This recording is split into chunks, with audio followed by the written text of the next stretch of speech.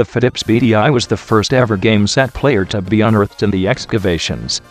As fate would have it, it could play the very first game set that had ever been dug up, Hotel Mario, which had long since been discovered buried in massive quantities under the deserts west of Qualem. Curiously, almost as soon as the BDI was unveiled, it disappeared. Ronnie Adderson, chief excavator on the dig, maintained that it had been stolen, and denied the persistent rumors that he had greedily sold it off to a wealthy nobleman for an overinflated price. Dystonia, aka Arvich, really loves explosive devices, such as TMT, Demanite, and a recent invention called bombs. In their never-ending quest to find new and improved ways to destroy everything, Arvikian scientists have devised a new form of archery known as bomb arrow deployment.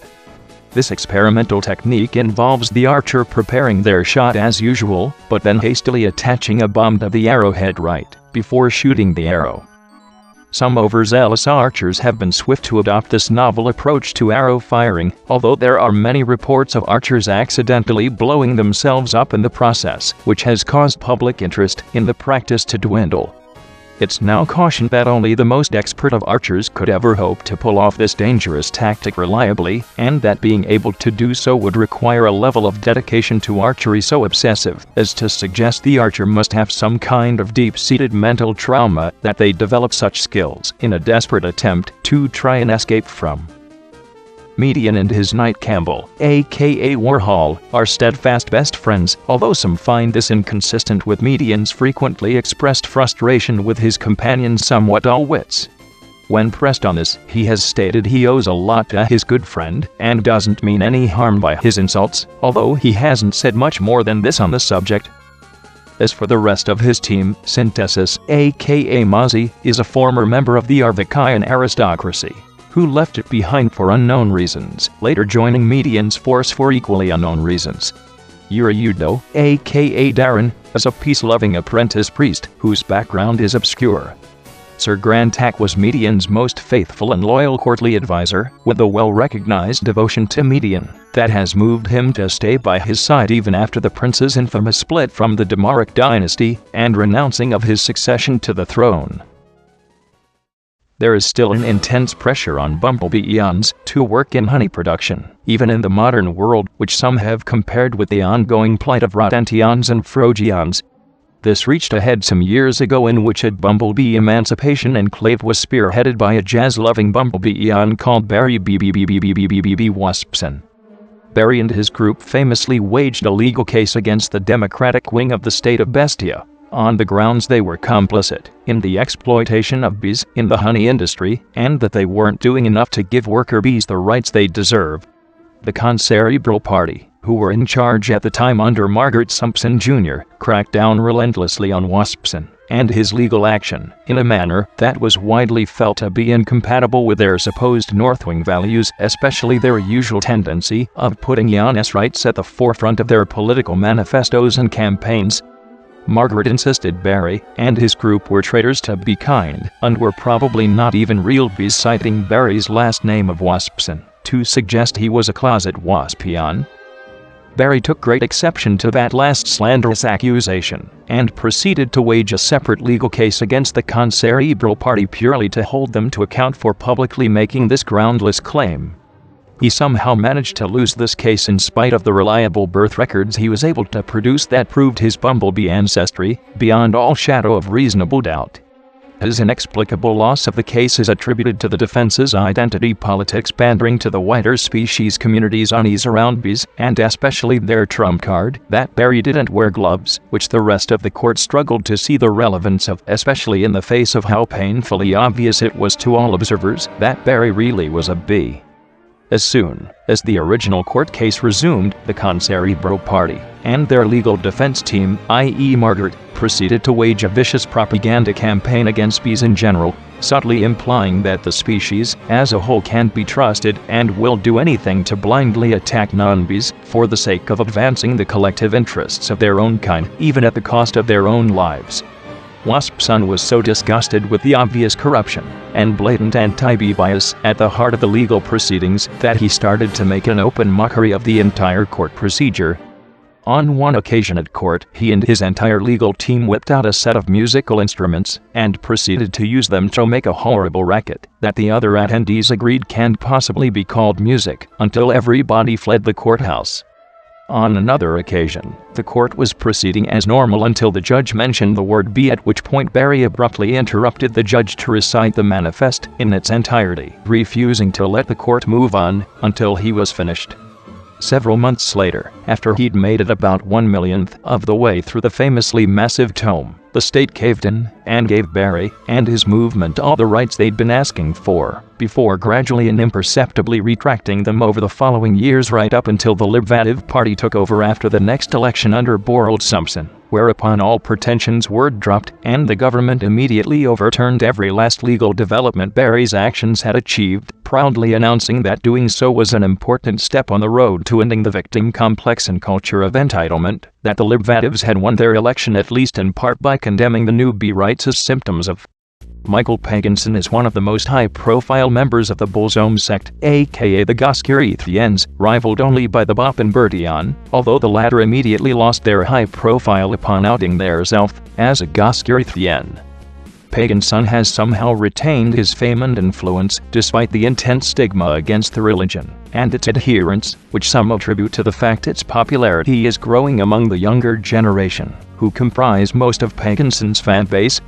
In fact, Michael is very fond of inviting said younger fans to his own sprawling retreats in order to show them the ways of Goskireth, which is seen as very kind and selfless of him. Rumors also persist that Paganson is secretly a werewolf, a mythical creature from ancient prehistoric folklore that would normally take the form of an ordinary human, monkey, or Eon, but which would transform into a horrifically vicious, murderous Wolfion under the light of a full moon. Fear of these legendary creatures has persisted in spite of the total lack of evidence for their existence, to say nothing of the fact that no full moons have ever been observed in recorded history. It should be clarified that in spite of how the Mad Wolf Grace Fluffery says she knows what she's talking about as a priestess in regard to her stance that dinosaurs never existed, in reality there isn't a single other priest or priestess in the entire world who would agree with her.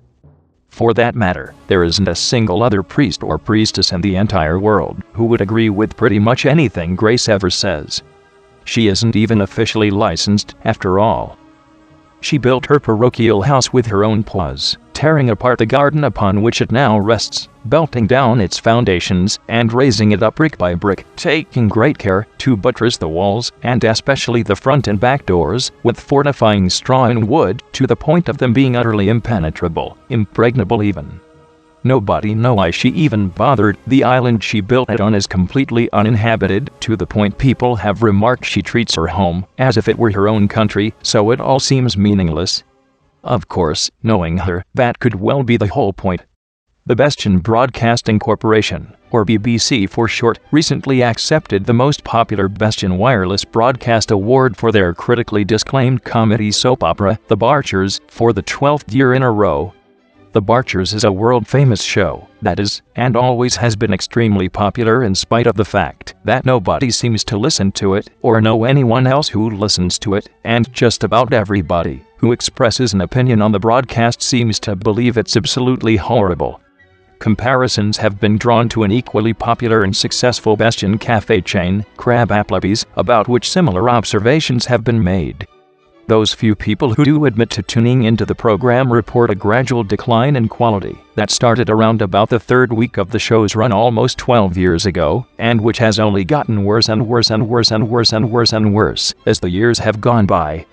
They pine for the glory days of the fresh, bold, inspiring earlier episodes, such as the iconic one when it was bumbling Dad Bunkery Barcher's birthday, and all his friends who he teased about it didn't seem to get the hint, leading Bunkery to get upset and think all his friends didn't care about him anymore, only for him to walk into a dark room and flip the firefly and find all of his friends standing there in party hats, at which point they sang happy birthday to him and revealed they'd been planning a surprise party for him all along. Another early episode much praised for its excellent, visionary writing involved Bunkery's mischievous son, Akarumda, getting 2 invites to a music concert and struggling to decide who to give the other invite two among his friends who all desperately wanted to go, only for him to ultimately throw away both tickets and just play with all of his friends instead. Yet another such early episode concerned Bunkrie's frumpy wife, Barge, getting a knock on her door from someone claiming to be her wealthy and successful long-lost sister, who she had never heard of before, only for said sister to turn out to be a fraud who was just parasiting off Barge's family, after the exposure of which the Barchers all learned a valuable life lesson, and then went out for frosty chocolate cupcakes shortly before getting brutally tortured to death in a mad scientist's electro-shocking machine. They were back to life without explanation in the next episode. Those halcyon days are apparently behind the broadcast now, with those who still watch it reporting that the last season comprised 26 episodes where nothing but static played. At the above-mentioned award ceremony, where the Barchers won Most Popular Bestian Broadcast of the Year, the show's writer, Lisa Moaning, defended it by saying the static was a fresh new direction for the series, that the public had clearly shown their support for, going by the fact it had won the award.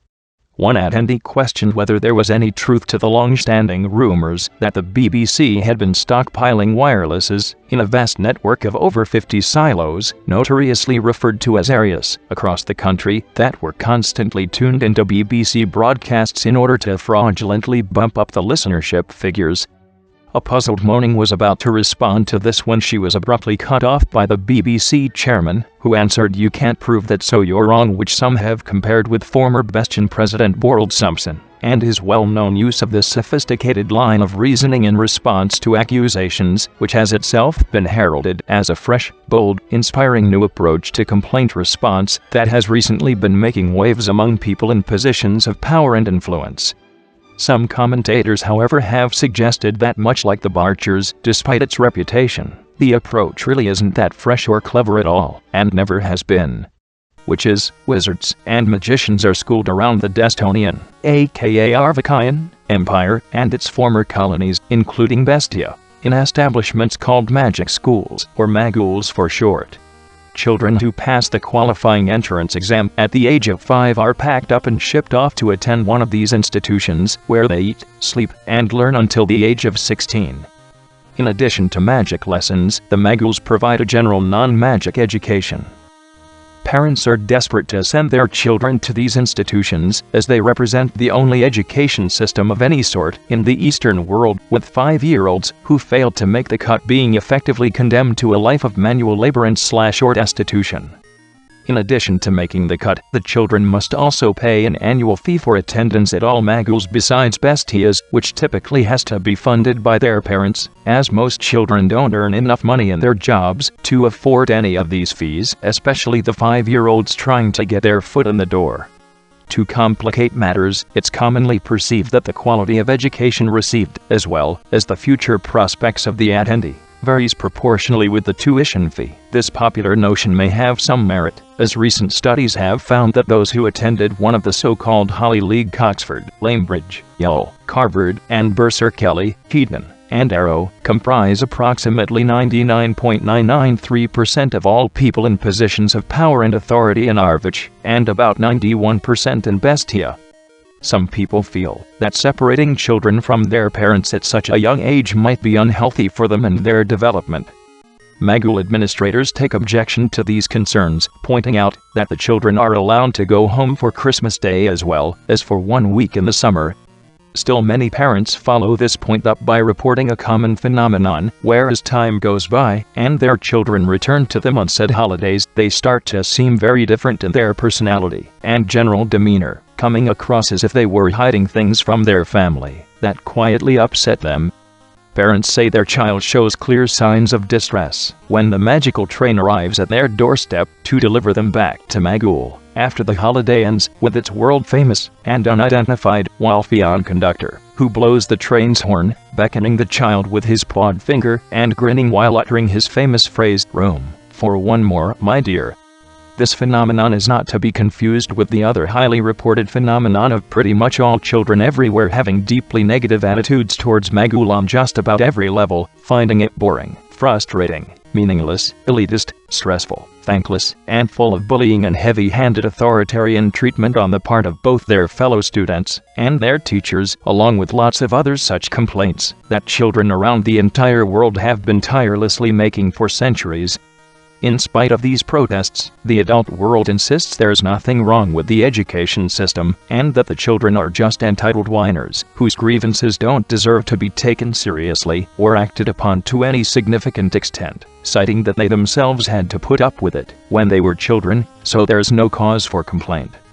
Some children have argued that this attitude in adults is extremely hypocritical, given the prominent, if admittedly polarizing, motions for substantial change in modern society with regard to traditional practices, customs, assumptions, and attitudes on just about every level imaginable, from the historical and contemporary treatment of eons, left-handers, women, homosexuals, transsexuals, and the physically and mentally disabled, to ongoing intense debates and large-scale movements for change in subjects such as science, religion, politics, and the Arvikayan colonial project.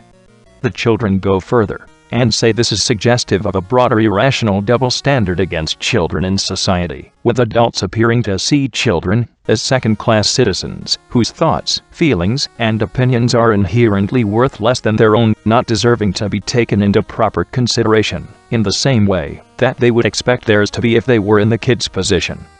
The universal response from the adult world to these observations is that the complainants are just dumb children who don't know what they're talking about, and they should take their toys, get back in the kitchen, and make us some lemonade, and then go sweep our chimneys to earn their candy, like good little boys and girls.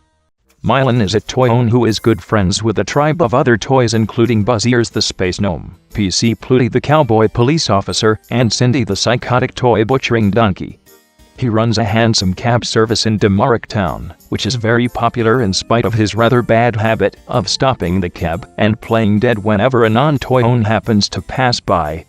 In the busy high streets of Demarik town, this can lead to Milan taking hours to traverse a single street, and yet people still use his service anyway since they enjoy the experience of riding a carriage so much. Milan inspired his friends Buzz Ears and PC Pluty to start their own rival hansom cab services, with Pluty's being extremely efficient to the point of people finding it unnerving to ride his cab at all, while Buzz Ears is moderate-paced. It's popularly said by cab reviewers that Milan's is too slow, Pluty's is too fast, but Buzz Ears is just right. This state of affairs continued for years, with everyone being completely satisfied that between the three of them, the hansom cab situation wrapped itself up perfectly. However, in recent times, a fourth hansom cab service has rather abruptly shown up out of nowhere, which town residents report adds nothing of any value whatsoever to the hansom cab market, and comes across as nothing more than a completely redundant cash grab. This new service was soon followed by a fifth one, and a sixth one, and many more, to the point there are now several tens of hansom cabs running throughout the area, only the first three of which are popularly perceived to have any legitimate reason to even exist. They all try to keep their distance from Cindy, for obvious reasons, despite them being friends. For her part, she tends to keep to herself, although some do wonder what she gets up to in that cabin in the woods of hers. The one. The only. The Bean. That's his nickname, anyway. His real name is Bean Kentucky Forehead. He's a little different, to be sure. He may possibly have been beamed down by aliens from outer space. Then again, he may not. Who really knows? On a completely unrelated note, there used to be a popular stuffed toy line called the Bean Babes that spread far and wide across Estonia, aka Arvich, and Estonia, aka Bestia. It started with a line of generic, cheaply made, Eon-themed toys, which ran its course for a while, until sales started to dry up, whereupon the Bean Babes company introduced a new set of toys which they called the second generation, at which point they began withdrawing the original line, which they now labeled the first generation, from stores purely due to their now faltering sales figures. However, the company's executives noticed a curious phenomenon, where shortly after the second generation was introduced, and the first set started to get removed from the shelves, the sales suddenly and unexpectedly picked up for the original first line, at a rapid rate, even outpacing the sales for the second set, until all stock sold out completely. For some mysterious reason, the company soon proceeded to announce a brand new, customer-focused policy, where whenever a new generation was launched, all toys from the preceding generation would immediately be taken off the shelves and withdrawn from sale with permanent effect.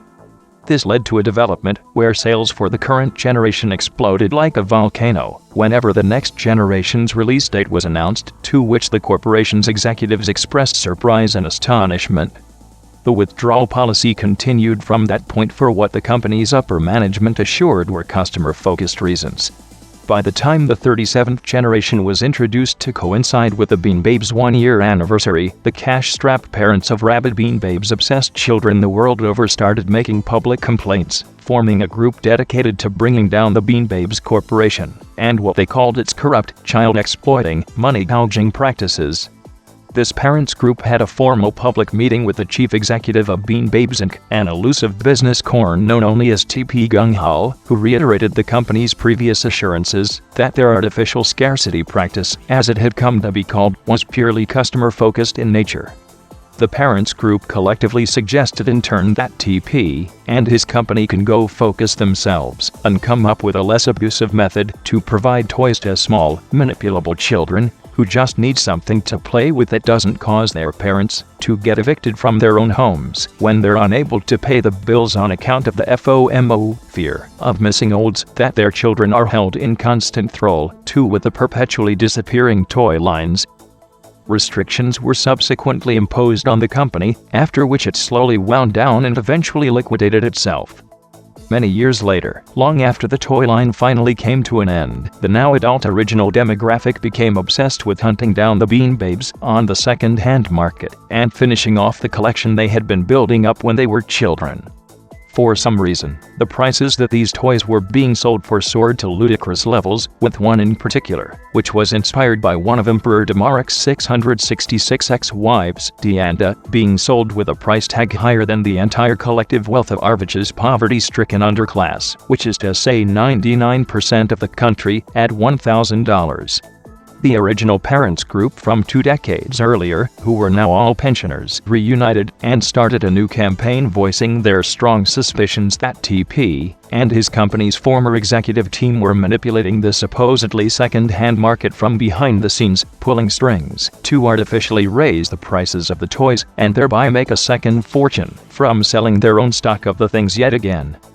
Independent commentators reported that it seemed as if T.P.'s company had resurrected itself from beyond the grave like ghouls, and were pulling the exact same shameful, exploitative trick on the exact same people they had done it to before, who were now in their adulthood, with the victims' parents similarly returning from beyond the grave to do battle with this nefarious ghostly force on behalf of their own children yet again, like some kind of cavalry of guardian angels from over the hill.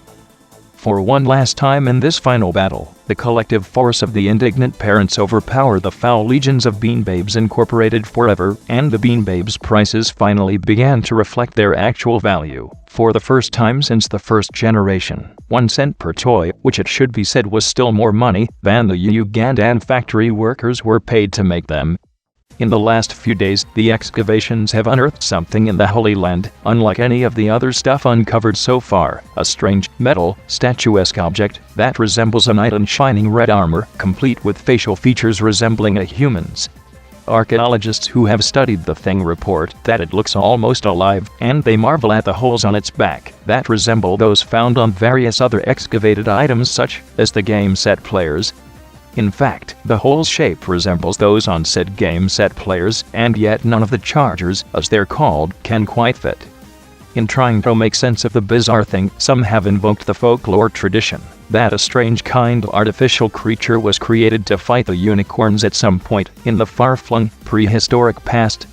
There is an associated set of oral folklore traditions involving a prominent unicorn scientist who the aforementioned creature was created in order to fight against. Legend has it that the creature was ultimately betrayed by their best friend and sealed in one of the unicorn's legendary focus group facilities.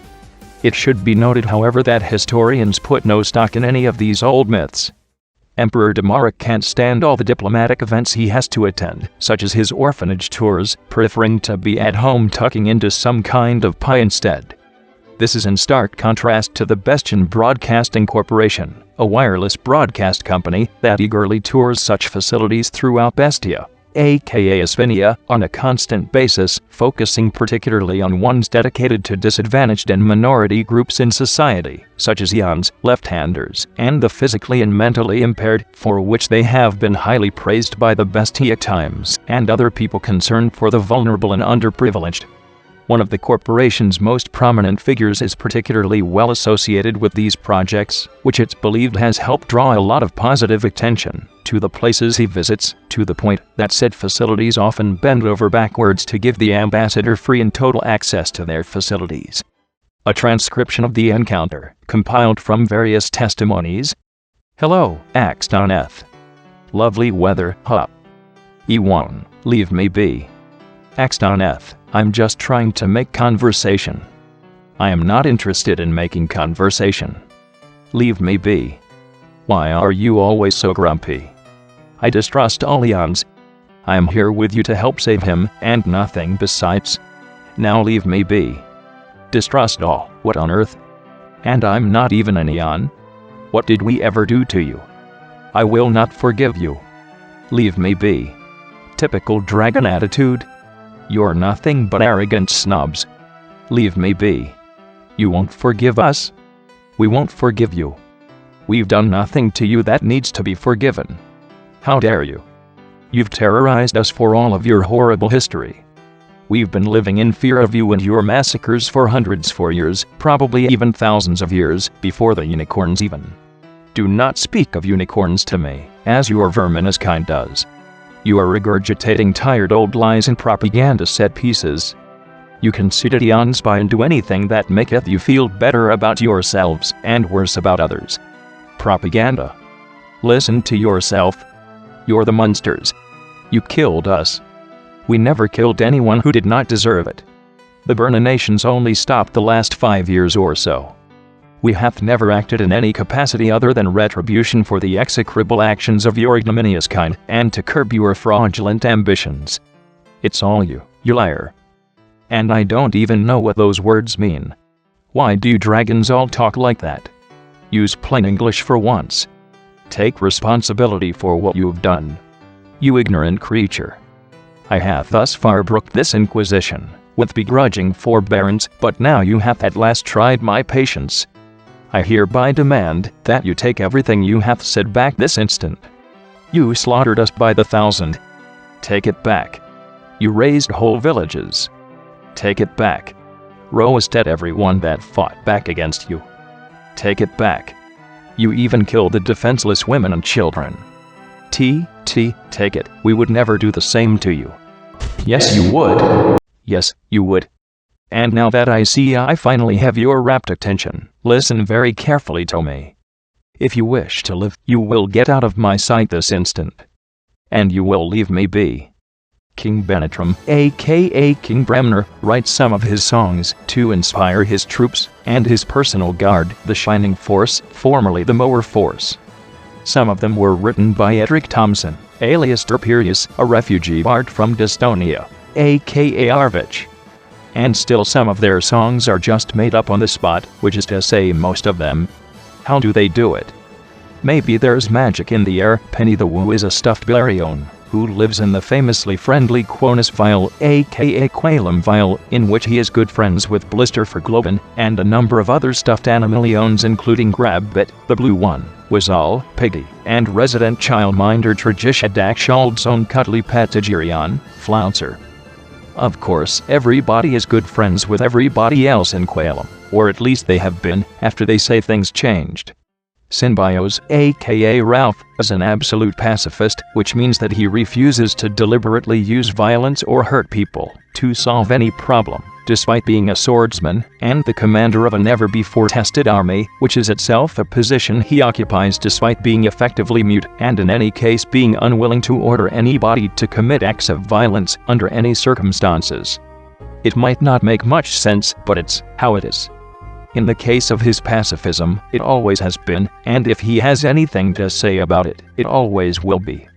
Then again, being mute, he has nothing to say about anything. They say King Benetram, aka King Bremner, was once a used carpet salesman, traveling around the empire selling carpets and carpet accessories, before he was elected King of Bestia simply because, as one iconic interviewee phrased it, he's just kind of a likable guy. Honestly, his career isn't very remarkable, except of course insofar as it involves the Mower Show. The bungling buccaneers are infamously useless pirates who don't scare anyone. Their Pugian captain, Guy Washpugslud, is determined to prove he's a mighty pirate, and that his crew should be feared all across the Damaric Main. The reality is they're such a laughingstock that they're popularly called by some really unflattering and very crude nicknames, which have caught on to the point that most people get them mixed up with their real names, which is something that really annoys the pirates themselves. It's worth mentioning that the Bungling Buccaneers is now their actual name, which they officially adopted after failing to realize it was intended as an insult. For some reason, there is one pirate who sees them as a rival and is determined to sabotage all their efforts. Nobody really knows what his deal is. It's said he's not even alive anymore, and yet others swear they've still seen his famous ship, the Dying Flutchman, with its bone and cross skull flag fluttering away, drifting across the horizon in the twilight hours. The Bullzome sect, aka the Goscurithians, are an extremely notorious religious movement that has popped up in recent decades, dedicated to what the Manifest calls the ultimate source of all evil things, a supernatural being called Goscureth.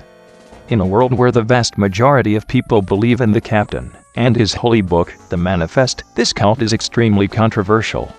With that said, the movement have been gaining traction with teenagers and young adults, as well as cultural misfits and outcasts in general, most likely due to their very blatant attempts at pandering to such social groups in their marketing and public relations campaigns. The movement like to present themselves in very hip terms, desperate to convince the youth that they don't take themselves seriously, claiming they worship Goscureth ironically, and that they don't really believe in anything that their religion is dedicated to believing in, the ridiculousness of which has caused people to view them even more negatively than they already did before they started with this new marketing strategy, coining a new term to disparage them with hopsters. Their modern ironic image has won them some sympathy with younger people, although wider society continues to hold them in contempt. Goscurithian ambassadors, like Michael Paganson, and, formerly, the Boppenberdians struggle to assure people that the ritualistic Gaetian sacrifices and vandal summoning mass murder campaigns are done ironically, and that they're just a prank, and yet this somehow hasn't assuaged public concerns, with many people expressing the sentiment that murder is still murder, whether it's done ironically or not, and that's bad. Youths who are sympathetic to the movement have given various responses to such grievances, such as "Screw you, I won't do what you tell me," "Nobody understands me," and "No, I will not tidy my room, Mom." One of the latest phases of the Goscurithians' new image management approach has been to refirebrand their entire religion, to obsess over bread, referring to it as a breadligy and referring to their clergy as Bryists, bread shops, arch bread shops, and high Bryists. This was overturned after a few weeks in favor of theming the whole thing after garden gnomes instead, which was also overturned after a few weeks, and the refirebranding just goes on and on, as they try to find a Puerto Rico tactic that sticks.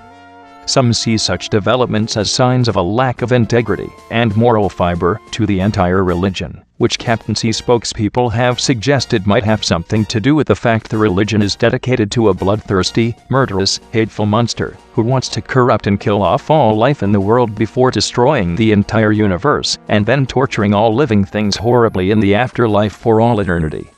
High Priestess Basanda has responded to this observation by saying, "We're sorry you feel that way," and assuring the public that Goscureth has worked very hard in trying to achieve his supernatural genocidal ambitions. She has added that Goscureth is just misunderstood, and that he's a nice guy really, so everyone should really just get over themselves and let us keep murdering people in his name. Speaking of Basanda, it's generally understood that the modern ironic image the Goscurithians are running with is her pale-faced pet project, and that it's not very popular at all with fellow High Priests Desharin and Fael, while the half-Giraffian High Priest Gorate has remarked well, I don't know what ironic even means, so I've got nothing to say about it. This statement from Yuor doesn't surprise people, as there's a common perception that Yuor doesn't really fit in and comes across as being out of place in the religion, seeming quite oblivious to everything that it stands for, and appearing to be completely uninvolved in the horrifying abominations before the captain that the others are directly and constantly partaking in, as well as people generally getting the impression he's a relatively decent, even innocent person compared to his peers. Desharon meanwhile is rarely seen in public, and her physical involvement with the Goskirithien activities seems relatively limited, although it's understood she does take part in all the dreadful atrocities that Goskirith commands. Bisenda, as the youngest of the group, is seen as being most in touch with the fellow kids, and is also seen as extremely vain and obsessed with beauty, and the need for other people to see her as beautiful. Finally there's Fael, who despite his small and unimposing stature is commonly seen to be the most powerful and cunning of all the high priests, and arguably the ultimate boss, in all but name. Other than this, there isn't really anything of note to say about him. The first game set to ever be excavated was discovered in a desert near Quonis, aka Qualem, village. For some reason, there were millions of copies of the same game set buried in this desert, but none of the game set players required to play them. Later on, game sets and their players were dug up all over the Empire, which has led them to become very popular, especially with younger people. Roni Tobinson, the chief for many of these earlier excavation projects, originally charged a fortune for the things, but over time their market value has cheapened, allowing many more people to play them. Initially only aristocrats and the super wealthy could realistically afford them, especially the very first game set player ever unearthed, the Phidip's BDI, and with it, the first game set to ever be played by anyone in recorded history, Hotel Mario, or that game with the guy what closes doors in hotels as Emperor Damaric insists on calling it. Some say there was once a Barreleone king called the King of Barrels. He was a horrible tyrant who oppressed the barrels on his relatively obscure beach with an iron fist before a plucky and overhyped hero called Fred Pastry Walverall came and put his tyranny to an end. For doing so, the hero was promoted and praised to high heaven, even becoming one of the most popular people in the entire world for years, despite the common impression that what he did wasn't really very remarkable at all, as he had only picked the Barrel King up and limply tossed him into the ocean, whereupon the king floated helplessly off on the tide, never to be seen again. In spite of this impression, Fred went from strength to strength, becoming insanely and disproportionately rich and successful off of everything he ever did, to the point he even got his own wireless broadcast, a radio show, where he just jumped around screaming about barrels all the time and contributed nothing else of any noteworthy substance whatsoever. This continued until eventually Fred was perceived to have crossed a line with a rather tasteless joke about the lion wipeout that had happened decades earlier following the lion insurrection.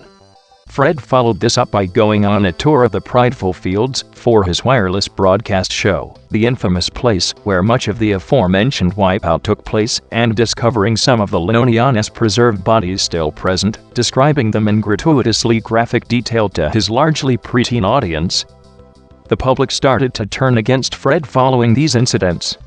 In spite of Fred's sincere and heartfelt apology that he was sorry you feel that way, many critics weren't satisfied, to the point that one of them challenged him to a public wrestling match, an event that many have compared with what happened far more recently with a pair of preeminent business executives. More on that later.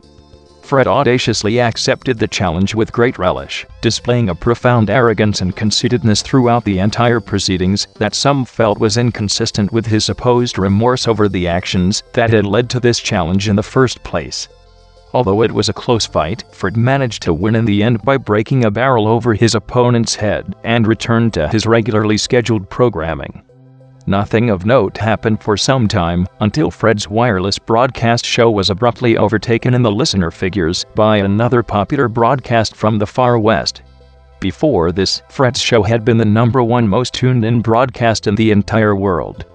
Taking this development as a personal insult for some reason, and not willing to let this stand, Emperor Damaric of the Arvich Empire imposed a mandate for all his citizens to tune into Fred's broadcast daily on pain of death, artificially bumping up the ratings so that Fred could overtake his rival.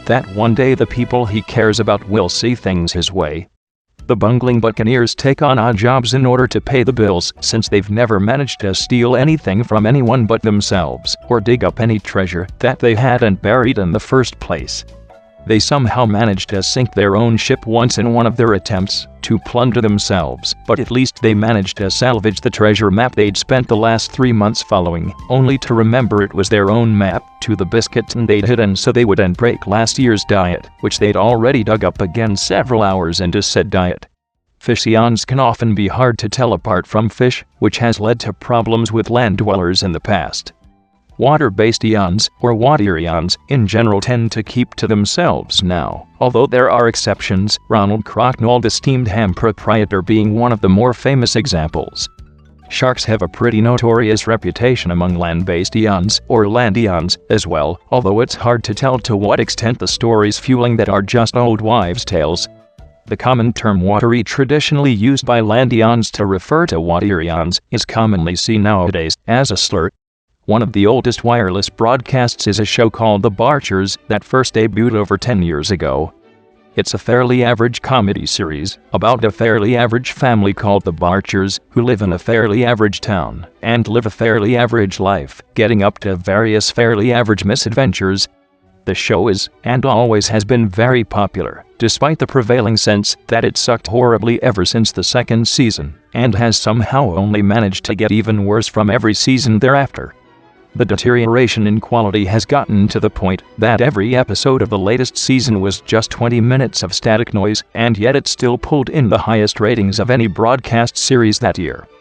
They've excitedly announced that the next season is already in production, and that they have resorted to the cheap and creatively bankrupt tactic of saying they're going to permanently kill off one of the side characters who absolutely nobody cares about anymore to try and garner attention. Yes, hello. Hello. Yes. I see. Sorry, we just got word in from our lawyers. We'd like to retract our statement about the cheap and creatively bankrupt tactic and replace it by saying the character-killing announcement is actually a, give me a second here, inspired piece of storytelling that boldly injects new life into a still thriving and ever-relevant series.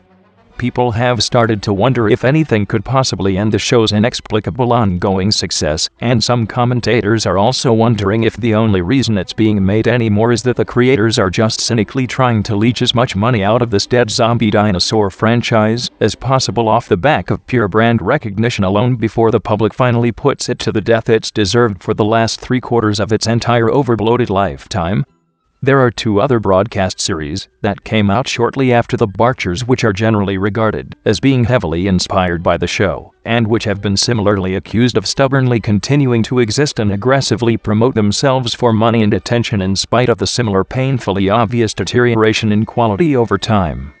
One of the 2 shows, which originally had a subdued political subtext but was still broadly adored for being funny and not taking itself too seriously, has since jumped the shark and degenerated into a non-stop political rant fest, with every single episode being a self-indulgent libertarian diatribe about the latest arbitrary pop culture development, rushed out before the public have time to realize that said pop culture event is completely insignificant and not worth spending any time hijacking in order to push a political message that falls completely in line with the decidedly partisan political beliefs of the show's creators, who had once been young underdogs telling bold truths to well-established figures and popular mainstream cultural entities, but who have now themselves become examples of precisely those same kinds of well-established figures. Being prone to characterizing modern young underdogs like they once were as entitled whiny little snowflakes who should just get over themselves and accept the politics communicated by their own popular and well-established mainstream cultural entity. Yes, hello. Hello. Yes. I see.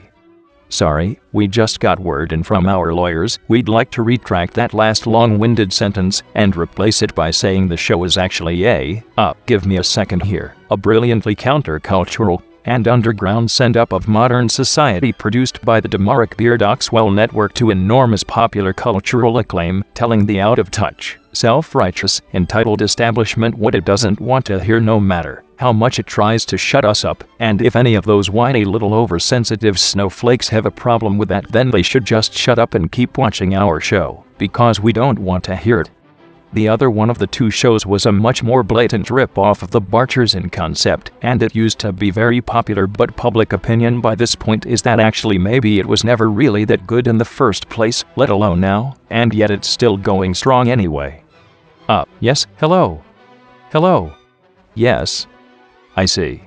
Sorry, we just got word in from our lawyers. We'd like to retract that last sentence and replace it by saying the show is actually give me a second here, a thing that exists. King Benetram, aka King Bremner, once won a goldfish bowl in Play Your Prices Correctly, hosted by famous wireless game show host David McDavidson, who is not an undead vampire. He's recently started making wireless reviews of random objects, like accordions and apples and Easter eggs, which absolutely nobody listens to. The Arvichia News, Arvich's, aka Distonia's, best and only newspaper, determined some time ago that illegal immigration to Bestia was increasing at a rapid rate of at least 3 immigrants per year, which was utterly off the scale in percentage terms from its normal 0 per year, a fact they were keen to expose in front-page headlines using line charts. When queried on the missing X and Y axis labels, the editors noted that the ink must have dried up. This illegal immigration crisis, which was begrudgingly shortened to just emigration crisis after it was noted that emigration is inherently illegal, was clearly responsible for the decline in the Arvikian economy and Arvikian moral standards and Arvikian imperial identity, and basically every other problem in the Arvikian empire of concern to the newspaper's writers and upper management. The news started a rationally motivated campaign for the government to close the borders to stop this immigration problem, until it was pointed out that the borders were already closed, at which point they started a campaign for the government to build a wall to keep people in, until it was pointed out that there were already several walls to keep people in, at which point they started a campaign for the government to execute anyone that looks like they're attempting to leave on site, until it was pointed out that it was already state policy to execute anyone that looks like they're attempting to leave on site, at which point they started a campaign to try and invade Bestia and forcibly annex it back into Arvich so that there wouldn't be another country to emigrate to. Until it was pointed out that the military had spent the last 30+ years trying to invade Bestia and forcibly annex it back into Arvich so that there wouldn't be another country to emigrate to, at which point they settled on the more generic position that the government isn't doing enough to deal with the rise in immigration, which they continue to argue is the true reason for all of Arvich's problems. The Bestia Times have been campaigning to use various social engineering methods to try and elevate Morians to positions of power and influence in Bestian society. This has met with lukewarm reception from most Eons, who report they're just glad to finally be free of Arvikian tyranny and have no more interest in moving up any kind of social ladder now than they did before, being generally skeptical of such ladders in the first place given their past experiences, and would prefer to simply be treated with respect instead. The Times has responded to such objections by claiming that Eons have internalized hegemono-repressive neo-imperialist unconscious biases against themselves that are responsible for such problematic sentiments, which, when asked to explain what on earth that even means, they clarified with an editorial that was broadly agreed by the, mostly Eon, reader base to be even more incomprehensible than the first. This cycle repeated for several weeks' worth of issues until the Eon critics eventually gave up and said they just didn't care anymore. The Times editorial staff and their academic supporters who proposed the reforms in the first place, all of whom were humans, took this as a sign of endorsement for their agenda. In the aftermath of this series of exchanges, and in light of the ever more obscure words and concepts that the paper's editorial team had invoked in defense of their prior truth claims, some Eon commentators voiced the feeling that the writer's esoteric words, concepts, and attendant belief systems came across as the intellectual equivalent of battering rams being weaponized for the primary purpose of pushing the paper's political agendas, being used disingenuously by people who didn't really care about or even believe in them at all except insofar as they were of use for political agitation purposes. The paper responded to these concerns that such commentators were enthralled to neo-retro-sub-superlateral telemacrospecies atavist normativism, hegemono-repressively imperialized upon them by the human scum elite. The dialogue ended there. King Benetram, aka King Bremner, has to use a gardening implement to cut the tape of mow, which will officially commence the Mower Show. In spite of high demand for him to use a souped-up modern grass-cutting device, or to use one of those cylinder-powered ones from the excavations, or even to try and pull out the mower sword from its hedge and use that, Benetram insists on using a small, humble, pocket-sized mower he was given as a gift on his 5th birthday by his father, and which he always carries around with him. Popular opinion is that this must have been about 60 years ago. Benetram, in his vanity, is too ashamed to admit that they're not far off the mark. Bestia, aka Asvinia, has invented a revolutionary new political system unlike anything the East is known to have ever seen, known as democracy. The concept is that instead of all political power being centralized in the aristocracy and corporations, the citizenry have a say in politics themselves. Ordinary Bestian citizens can choose between competing political figures known as candidates by using a vote in things called elections. Voting rights were initially only available to a small fraction of the population, but have since been extended to all human and monkey citizens over age 21, as well as to most species of eon over 25. The Bestian public are very defensive of this political system, believing it has freed them from the tyranny of the unelected upper classes that continue to hold unchecked sway in Arvich, aka Dystonia. The common Arvikian perception, however, is that this sense is largely illusory, as the unelected corporate and aristocratic classes still seem to hold a lot of power somehow despite this new democracy system, which some suspect is due to the fact public votes can only be purchased and spent on a separate new class of dedicated politicians. These politicians have by now mostly banded into tribal groups known as parties, in what Arvikians argue is a cynical bid to centralize power in the state much like the old ruling classes did, and elected politicians are expected to defer to their party in almost all political matters, often being heavily pressured or intimidated by their party with the threat of losing the job that they were elected by the general public to do if they don't toe the party rope. Said critics claim that over the years these parties have grown in power and scope, to the point that democracy has turned into a complete sham, and the citizenry are effectively only choosing between the two most prominent parties in any election that ever happens. To compound this problem, these parties have evolved an elaborate set of insidious psychological manipulation techniques that they use to groom people into voting for them through various means including willful distortion of facts, deception of voters, and actively enabling and encouraging the persecution of large-scale groups of the country's own citizens, when this is perceived to increase the party's chances of maintaining power. Thus, to Bestian agitators and Arvikians, democratic parties act like power-mongering dictators themselves, with the only real choice given to the public being the ability to pick which one of these two tyrants they want to be dominated by for the next few years.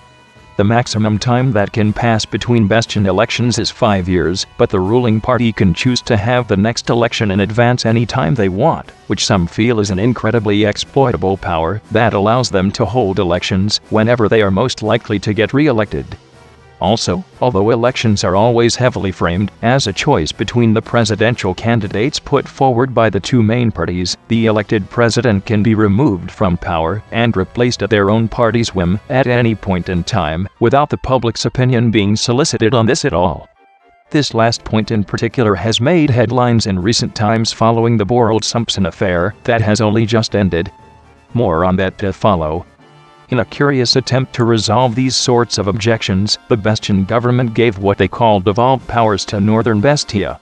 Once the devolved government was put in place, Northern Bestia's overnight response to this development was to overwhelmingly elect the Get Those Filthy Southerners Out of Here party, which has proceeded to spend the subsequent 17 years campaigning to secede the North from its democratic union with the South, winning landslide victories at every election during that time. Despite this, the South's official stance is that there is no evidence of public demand for such a secession, insisting the North are our friends and we want to support them as much as possible in getting what they want, a sentiment supported by such friendly and impartial figures as Professors Doc Bleatlam and Mary Sherry. The South's statement, however, was seen to fly in the face of what happened in the Northern government's recent attempt to pass new legislation that would make it illegal to detain and forcibly neuter transsexuals, on the announcement of which the South immediately invoked special powers it had never used in the entire history of the devolution agreement, and which almost nobody knew they even had in the first place in order to thwart this proposition. Southern politicians insisted they were motivated in doing so purely by rational considerations. From the Carry-On is a full-time museum exhibit in Harwich Museum. He's employed to work there since, while they could have just used one of the similar-looking car machines that have been dug up in the excavations, those are completely non-functional and can't drive around like Vroom does.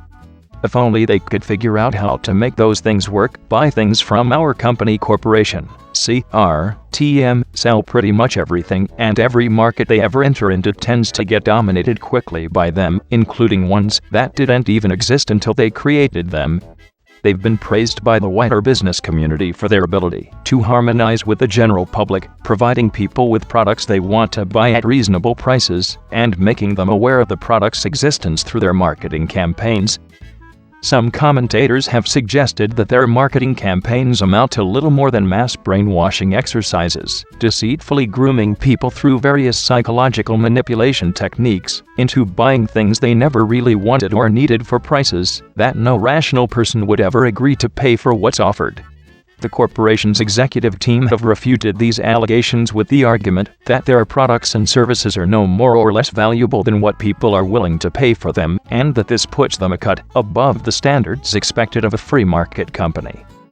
When countered that a product's value being what people are willing to pay for it is literally the definition of the free market, thus making the very concept of the free market a simplistic thing that is ripe for abuse and exploitation. When corporations can manipulate people into being willing to pay the price they're charging for things through precisely the methods they're being accused of using in the first place, the executive team have responded by saying that they are truly committed to their core values and are passionate about delivering performance excellence through ethics and integrity and customer satisfaction.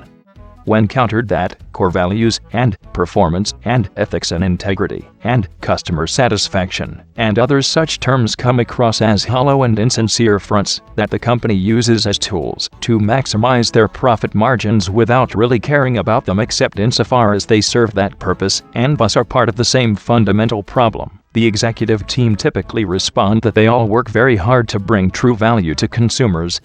At this point, their critics usually try to give up and walk away, at which point they're forcibly detained and quarantined under an act that was recently passed into Arvikian law on the back of intense lobbying by the corporation itself. Capcom are popular in the far west because their popular Fighting Street series reminds them of their own martial arts. But the most popular game series over there without question is Dragon Quest, which is in fact so popular that every time a new motherlode of game sets in the series is excavated, they declare an official state holiday known as Quest Friday on the day they're released in stores, with the game sets being sold at a temporary discount. The frenzy that has previously ensued from the limited supply had a dark side, though, with reports of hundreds of people being trampled to death in the mad panic to secure a copy of the game, leading some to wonder if it was irresponsible of the companies to continue exploiting the special day to attract customers. Said companies responded to these concerns by extending Quest Friday to a week-long holiday, now called Quest Friday Week, arguing that this would spread the sales over a more protracted period and thus should resolve the problem.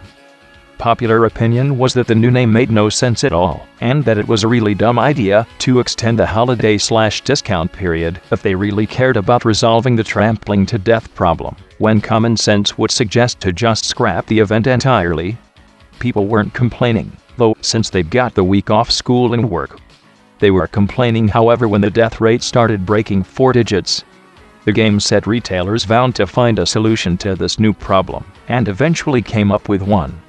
Currently the occasion is known as Quest Friday Week Month, and there are currently plans to convert it into Quest Friday Week Month Year, which some think might be going a little overboard, and some even go so far as to suggest it might not solve the underlying problem. Old Man Benkins's wishing ritual is derived from the common practice of clasping your hands together and making a wish in your heart while looking up at the Mower star, which is visible all day and night, and somehow always shines above the old house of Mo in Bestia's capital. However, neither Old Man Benkins nor his grandson Bobby seem to have noticed the redundancy of both of them using the one and only wish on the Mower Show for the same thing. Will they notice this in time? Maybe this isn't the last time we'll be seeing them. After all, they do want to attend the show in person. Former Bard Laureate Edric Thompson somehow managed to emigrate to Bestia by some miracle, and he's been lying low ever since, trying to put his unwanted bardy past behind him. But he left behind more than enough imperial propaganda songs to last Demarek for the entire series. And Demarek is too oblivious to realize that his songs are thinly veiled satires of everything Demarek and his MPR stand for. Holy Child, or H.C. Gracia Gailey, is the coolest kid you could ever meet, always rolling out with his thunder mandolins, and he can be a real tear away. He's still very deeply respected though, due to the obvious depth of sincere love and compassion he possesses for all living things, to the point that even some of the dragons like him. One dragon in particular is very close friends and is often seen in public with him, making him the only dragon in existence to openly mix with humans and eons nowadays. It's popularly wondered how their relationship began, with many suspecting a connection to a certain incendiary incident that nobody has dared to raise in their presence, especially since the dragon's friendliness does not seem to extend at all beyond Gracia himself. It's also been noted that Gracia hasn't been seen in public at all in recent weeks. For that matter, neither has the dragon. The Ballad of the Wistful Cheese is a classical tragic tale of a Cheesian who starts out as a defiant young rebel who won't be defined by societal convention until the cruel and relentless ravages of age and experience drive him to the crushing realization that he really is just cheese. Originally, this song was conceived and taught in schools about 2 centuries ago to caution eons not to get ideas above their station. Traditionally, they were assigned roles in society based on their species, and in very old times they were also enslaved to human masters. In recent decades, however, the song has been reinterpreted as a sympathetic commentary on the repression of eons and how they were robbed of the freedom to be what they wanted. This was definitely not the original intention of the song, which has led some people to protest this development, citing that eon emancipation is still new and volatile, and could easily be overturned if clear breaks from tradition aren't established, especially since most eons continue to take up the same roles as their ancestors were forced to. There are also many who think the eons still shouldn't be free to choose their own careers, some who think they should still be slaves, and some who think they shouldn't be allowed to do anything but menial work. Some still call them fake humans or counterfeits, and see them as animals with pretension. Such people often refer to the normal animal version of an eon species as their counterpart, which for complicated reasons is a very offensive term. There are even some who think they should be treated similarly to the animals they resemble, with a small but vocal few going so far as to advocate them being slaughtered for food, such as Emperor Demarek, who admittedly advocates everything alive being slaughtered for his food. In general, the very real historical slaughter for food of certain eon groups, especially of the plant and fungus variety, remains an extremely sensitive topic. At least the eon farms are all a thing of the past now. Ronald McDonald is not to be confused with Ronald Crocknold, a crocodilian, who headed a chain of restaurants in the far west which has since spread to Dystonia, aka Arvich, and Bestia. They serve a delicacy known as steamed hams, a traditional dish in the far west, where the cultural convention is to eat it with chipsticks while watching the aurora borealis in the kitchen. Their famous catchphrase, "Snap 'em up," is cemented in everyone's mind. Crocknold is hailed as a hero by the corporate world, but is elsewhere notorious for the common perception that he swindled and cheated the company's rightful Snakeon owners, the Skinless Brothers, out of their own business, and the strongly suspected rumor is that he proceeded to brutally and gratuitously dismantle their personal lives afterwards, to the point that they died penniless on the streets. He stoked the fires of this rumor himself when questioned on it, with the statement that it's crock eat crock in this world. I crocked them before they crocked me. The interviewer's immediate rebuttal, that they had been in no position whatsoever to threaten him, and that they had displayed nothing but the utmost decency and friendliness in all of their previous business dealings, was responded to with some vague words about core values and passion for performance excellence, after which Crocknold walked out of the broadcast room. The interviewer mysteriously disappeared several days later. Skinless's, which is the name of the aforementioned steamed ham chain, is mired in controversy in spite of its success. The lack of food regulations is one of the bigger ones, but there are many lesser ones. 7 years ago, a Callion ordering a big skin steamed ham accidentally spilled her chocolate milkshake on her hand, resulting in all of the flesh melting off of her fingers on account of the 100 degrees centigrade temperature of the beverage. The Callion proceeded to file a lawsuit against the corporation on the grounds that her milkshake was dangerously hot, a move that was universally supported by Skinless's staff, who claimed that they were forced to heat their milkshakes to such insane temperatures by company policy. The staff also said they had repeatedly warned the higher-ups that an incident like this was inevitably going to happen sooner or later, but that those higher-ups simply threatened to fire them if they didn't keep doing it.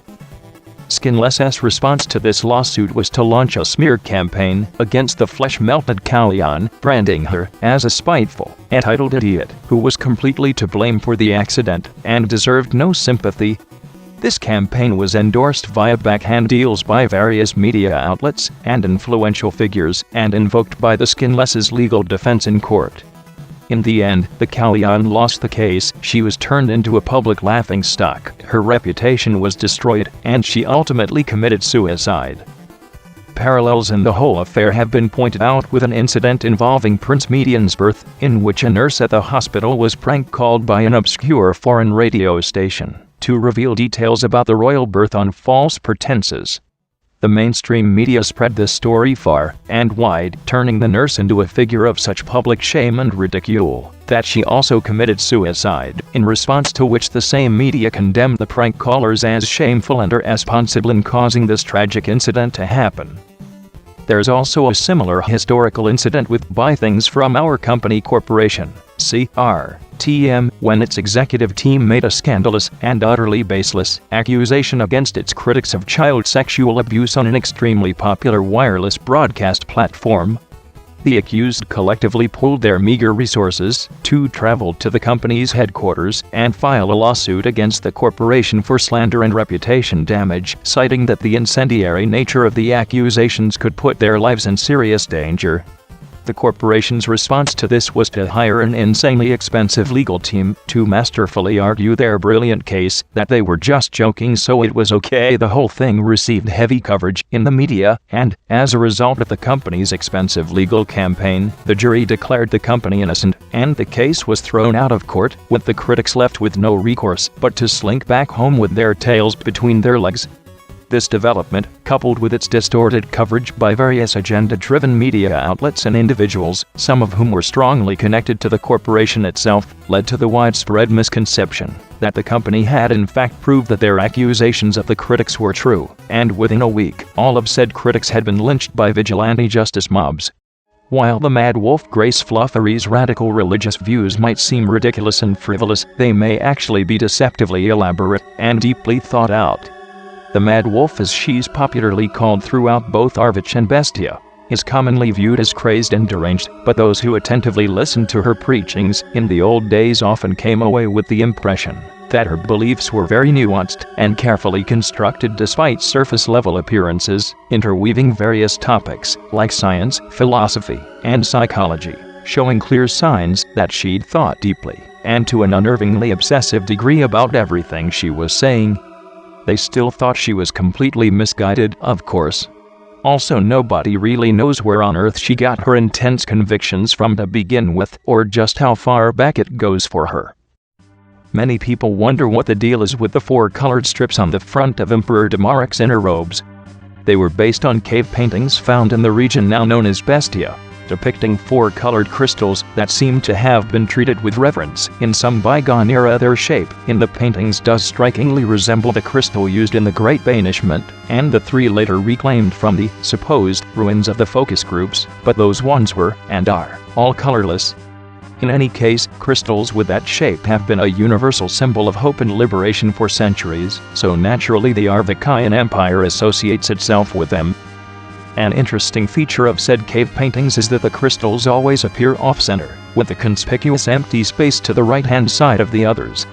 Nobody really knows what this is supposed to mean, a funny thing. The Arvich, aka Destonian, Empire's theme tune has official lyrics, for 20 verses, even though the official recording sung by Demarik himself ends partway through the first verse due to what has officially been described as technical difficulties in the recording. Some have asked why they didn't just try the recording again, but no statement from the government has been forthcoming.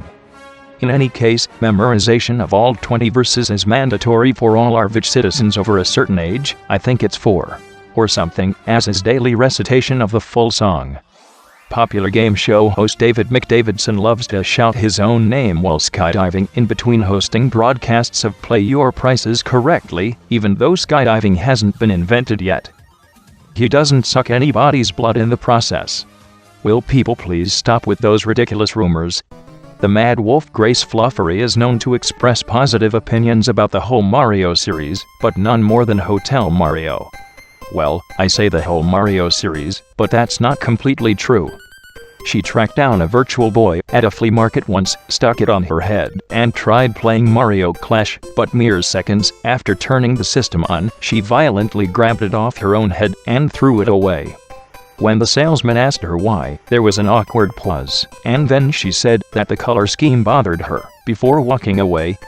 She's never touched the system again.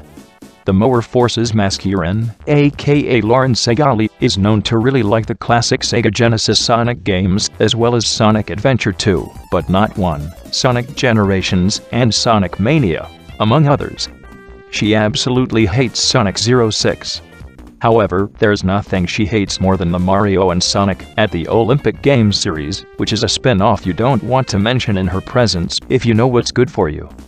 In the deserts west of Qualam, aka Quonis, where all the famous Bowslingers came from, the Cheese Wheel Kid tried to right all the cheesy wrongs. He's not the only famous figure from that region. The glory days are over though, and in the time since the Firefly Kids incident, it's all become wastelands and ghost towns now. Bands of laughably dressed Eon outlaws have claimed it as their territory, reportedly riding on strange vehicles that look like bicycles yet don't need pedaling, and nobody dares to go near the area anymore. Plus there's the shadow still hanging over it of the aforementioned Firefly Kids, even though officially that never happened. The Cheese Wheel Kid is so popular that he has a lot of imitators, like the man with a name, who still wants to know why people don't just call him by his actual name. And he's not even a man, he's a buffalo. After the Firefly Kids incident, he thought about moving to Jov City, the closest Estonian settlement to Bestia's southern border.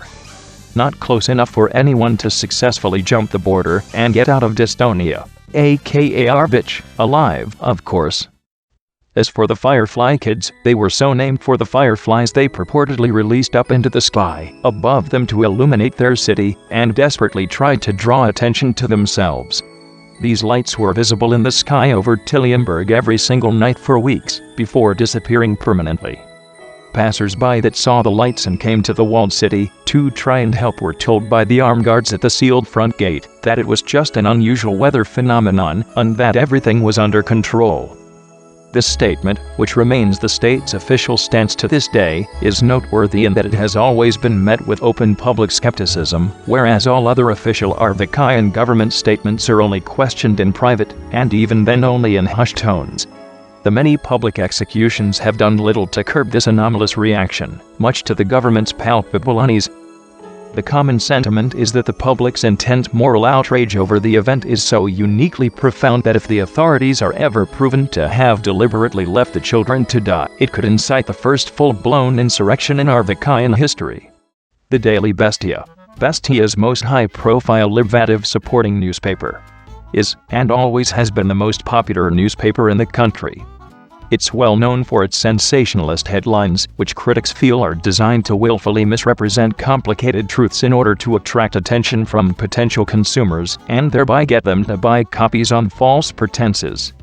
Such headlines include, "Fear a wolf murders 18 humans," which was actually referring to a nightmare the writer recounted in the middle of an article about stamp collecting. "Filthy foreigners set fire to Bestian flag," which was actually referring to a family of third-generation ethnic Far Westerners who accidentally dropped a matchstick on the flag hanging on their window while trying to light the candles on their young son's birthday cake, and who had forgotten to take a shower that morning. And "Homeless people want to genocide all aristocrats," which was actually referring to a family who had infamously been evicted from their home of 40 years by an aristocrat who deliberately raised their rent to unaffordable levels so he could convert the house into a pheasant shooting lodge.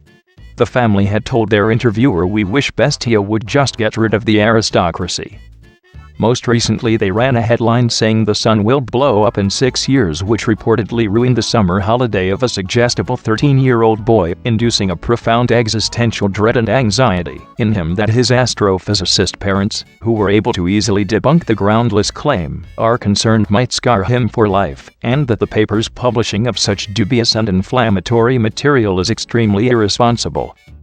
The paper has garnered a reputation for expressing and endorsing harmful and bigoted opinions and attitudes, and in particular for its perceived pandering to people who harbor such views themselves, thereby stoking hurtful and hateful attitudes and beliefs in wider society.